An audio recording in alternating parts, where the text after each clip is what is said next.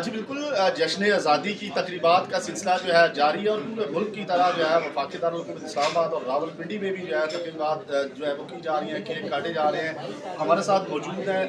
سابقہ جو ہے وہ صوبائی وزیر بھی ہیں اور چیئرمین ہلال احمد کمیٹی بھی رہے ہیں اور باقاعدہ طور پر سینئر پولیٹیشین ہیں۔ ان سے آج ہم بات کریں گے اور پوچھیں گے کہ سر جشن آزادی کے حوالے سے آپ کیا پیغام دیتے ہیں؟ شکریہ، میرا نام ڈاکٹر سعید الہی ہے۔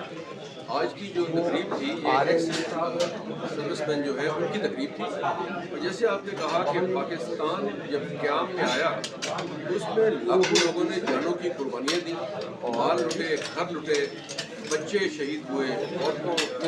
عصمت مآب عورتیں تھیں، ان کی بے توقیری ہوئی اور بہت بڑی قربانی دے کر یہ ملک وجود میں آیا، اور اس کے بعد قربانیوں کا یہ سلسلہ تھما نہیں، جاری ہے۔ اس میں عام آدمی، پاک فوج، ایئر فورس، نیوی، تمام لوگ اپنی جانوں کا نذرانہ دے کر خون اپنا پیش کر کے اس ملک کی تحفظ کے لیے سرگرداں ہیں۔ اور میں سمجھتا ہوں کہ اس وقت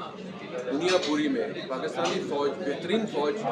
دو وجہ سے، ایک تو یہ کہ وہ نظریہ ایمانی یعنی اللہ رسول کے لیے جان دینے کو سعادت سمجھتے ہیں، اور دوسرا بہترین تربیت یافتہ فوج ہے، 50 سال سے آن گراؤنڈ برسر پیکار ہے، 79 سے افغان وار سے پاک فوج کا ہر افسر، ہر سپاہی میدان جنگ میں شریک ہو۔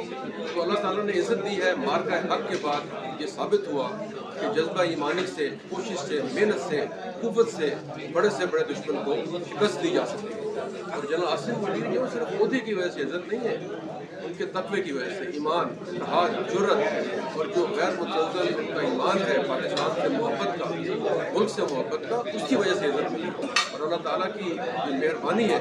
پاکستان کی عزت ملی ہے، اس میں پاکستان کے عوام کی دعائیں ہیں، اور پاکستانی قوم ایک ریزیلینٹ نیشن ہے جو مشکلات سے اور مصائب سے گھبراتی نہیں ہے، اس کا سامنا کرتی ہے۔ میں سمجھتا ہوں کہ پاکستان کا مستقبل بہت روشن ہے، انشاءاللہ اللہ کرم کرے گا، پاکستان قائم رہے گا، تا قیامت رہے گا، اور اللہ تعالیٰ جو ہے سب کی مدد کرے۔ پاکستان